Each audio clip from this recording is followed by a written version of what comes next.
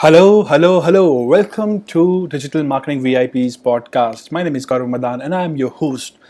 And this is episode number 2. In this episode, we're going to talk about blogging. Yes, you heard it right, blogging. So, without any further ado, let's get started. All right, guys. So, blogging. Today's topic blogging. What is blogging? Blogging is a method to actually write content on the website to help others actually gain knowledge about a particular topic, or help them answer the questions which they're looking for. So that's what primarily blogging means. People take it all the way wrong, because they think blogging is writing content and giving knowledge. But no, it's not just about that. It's about solving real problems. If you may be having a question, you're looking for an answer, so people go to Google, right, all the time, and they search, hey, this is my problem, and how to do this, how to do that, how to remove the back pain, how to go ahead and remove this particular thing, how to get this thing for free, stuff like that. So blogging is actually a method to help people to find answers to the questions they're looking for. That's what really blogging is. And to give you a background story, so back in 2013, when I started my first website, which was not really first website but the third website, which was geekotech.com. And even prior to that, one of the websites which I was running was called illvet.com, where we used to blog, and we used to blog stories. And at that time, we were not aware about what really blogging is.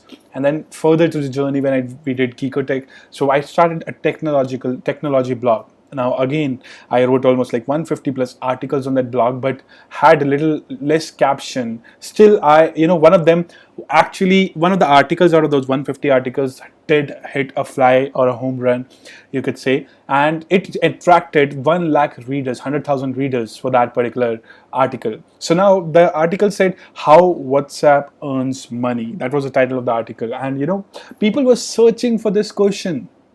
Okay, they wanted to know why is WhatsApp giving everything for free. So that is the reason, when WhatsApp acquisition happened, a lot of people actually started looking after more answers, a similar question, why WhatsApp earns money and stuff like that. So I got like a crazy hike in my readership just because of that one article. So when you are actually going ahead and really thinking through to answer questions which people, or which audience in your niche may have, okay, so that is the right way of understanding blogging. Whereas if you see, now there is another thing, blogging, and now there is something called as video logging or vlogging. We call it, most of the YouTubers do vlogging, VLOGGING, vlogging. So now this vlogging is a concept that they're not really helping people, to be honest. Not all of them, okay, but they're just going ahead and saying, okay, today I went here in Dubai, today I went here in US, I saw this mall, now I'm brushing my teeth. It's not about that. It's not at all about that. Vlogging with a purpose versus blogging with just without purpose, or blogging with a purpose, or blogging, simply blogging. There's a lot of difference, and the difference really comes in the results. If you're actually answering questions which people are having, then you're going to be a huge success. And if you're not doing that, then you're going to be just doing wasting a lot of hours writing stuff, doing things, but you would not be getting much of the results. So that is part one of the story. So that's a little bit about my background as well. That's how I started with blogging. And also, the second part which I would like to discuss about blogging is how can you fit blogging into your content marketing strategy to get more customers, buyers, or sales or conversions. All right. So now imagine that I have a back pain. Okay, and though I don't have a back pain, but let's imagine that. And what we're doing is I'm going to google.com, and now I'm searching symptoms of back pain, or not really symptoms, sorry, solutions to the back pain. How do I reduce my back pain? How do I get rid of my back pain? So I'm searching for these questions. Now these are called long tail keywords, in terms of search engine optimization, so which we'll discuss when we come to search engine optimization topics in future. But when you're talking about long tail keywords, so when people are searching this, the chances of you ranking higher is very high. Now let's assume a person from Google organic search comes to you, sees your website ranking there, clicks on the link and comes to your website. Now, as soon as the person comes to your website, he's reading the blog. So what you can do is, as you know, a very important thing in online marketing is whenever somebody is coming. So let's say once he has read 75% of the article, okay, you show him a pop-up, or maybe you could say a slide in or anything of that sort, and tell him that do you want to keep this copy as a PDF with you, or I've crafted a solutions for XYZ, or reducing your back pain in the next 10 minutes. So these are the 10 exercises you should do, things of that sort. Okay, so you could actually make a PDF out of it. So PDF can be made with using simple MS Word, Word in Office. And once you do that, you could actually deliver it with the help of tools like, one of the famous tools which I could recommend to you is Thrive Leads. It's very famous and amazing tool, non-discrete, really does a lot of stuff. Thrive Leads for WordPress blogs, okay? And if you're not using WordPress, then I would suggest you look at something which is called as a ConvertBox. It's also an amazing thing. ConvertBox is a great way to also do the same thing.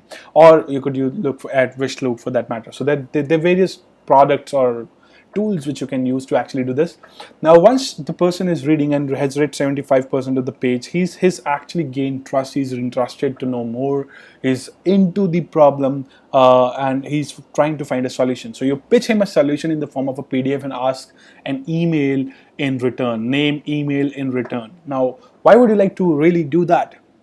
Asking for name and email in return via blogging is actually giving you an opportunity to give you an option to connect back to that person again.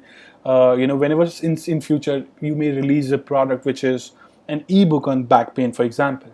An example, okay? So it could be ebook, it could be a 10-part video course, it could be any kind of digital product or physical product you may be releasing, and let's say Ayurvedic back pain oil, which the person can apply to his back and get relief. So anytime in future you may be hoping to actually going ahead and releasing a product, you'll already have a list of segmented and targeted buyers who would love to buy your solution because they trust you. You've helped them.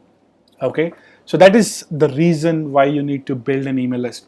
This is the number one mistake which I did when I started blogging for years. I cannot tell you, for almost like 4 years at the beginning of my journey from 2010 to 2014, I was not building an email list, and that's a sin, to be honest. So now objective is not to disturb the person by showing hundreds of offers. The objective is to help person understand that there is a person having a serious problem, and he probably is not able to move properly or sit properly because of the back pain. He's not able to work properly. His life is affected because of this. So you need to be empathetic while you write things.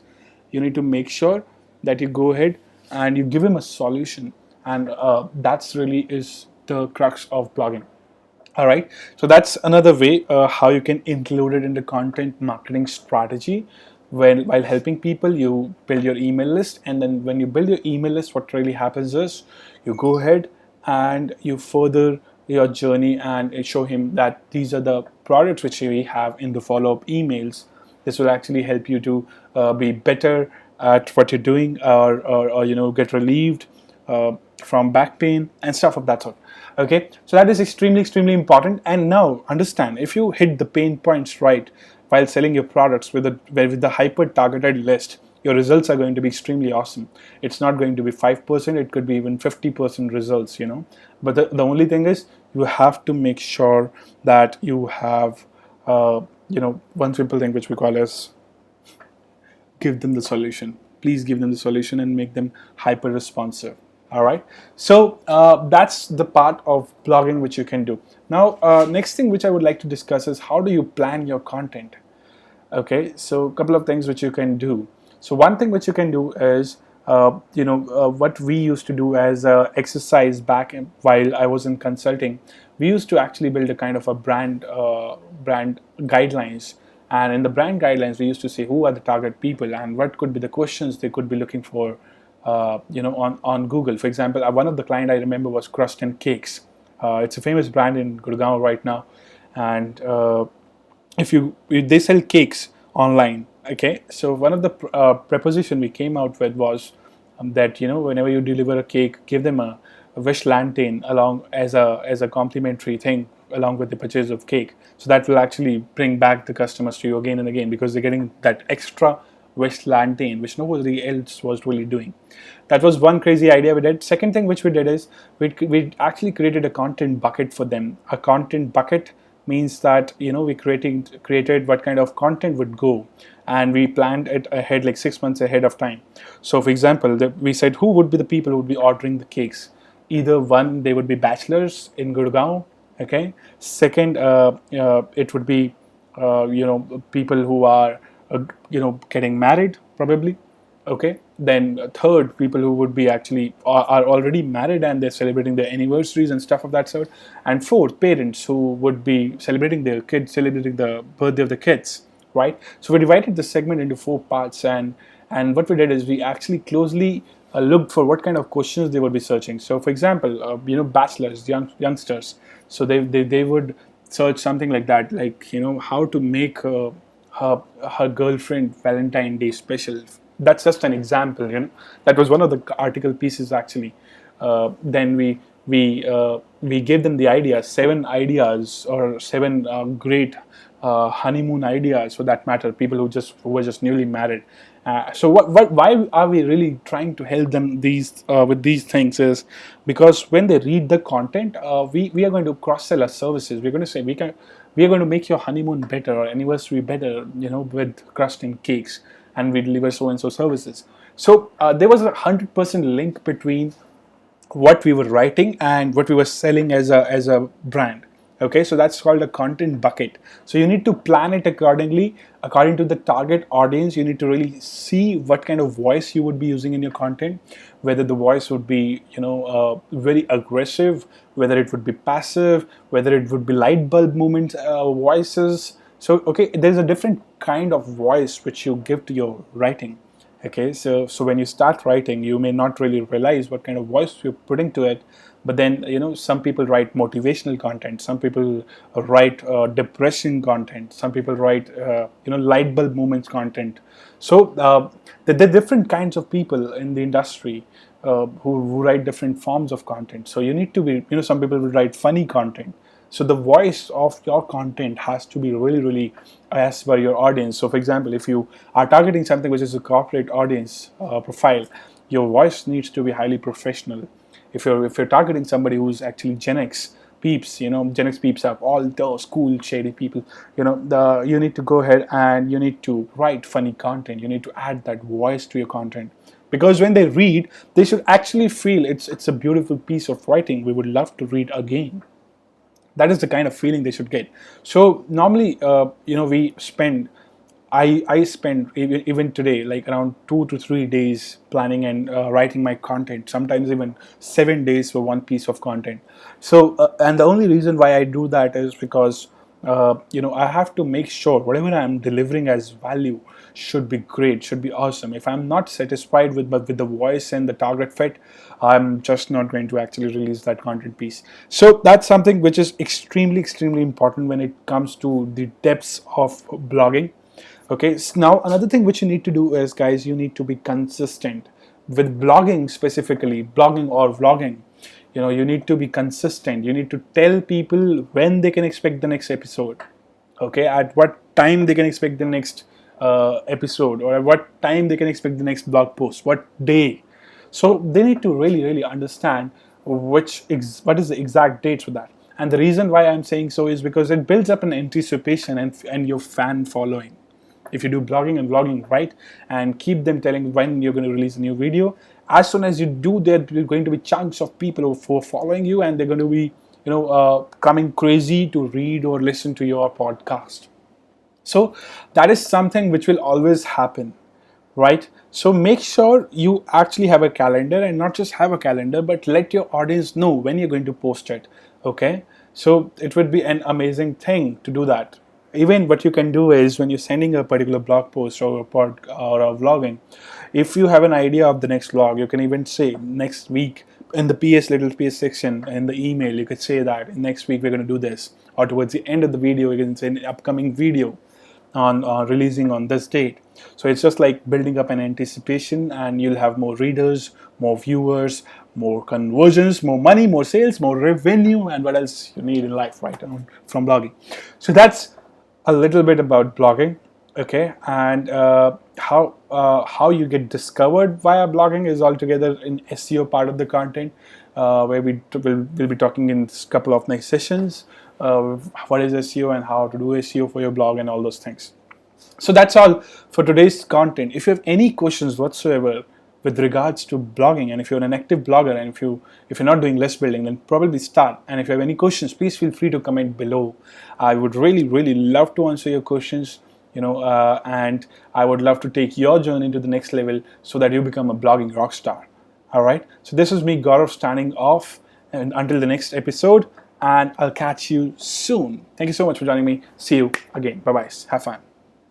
Happy blogging.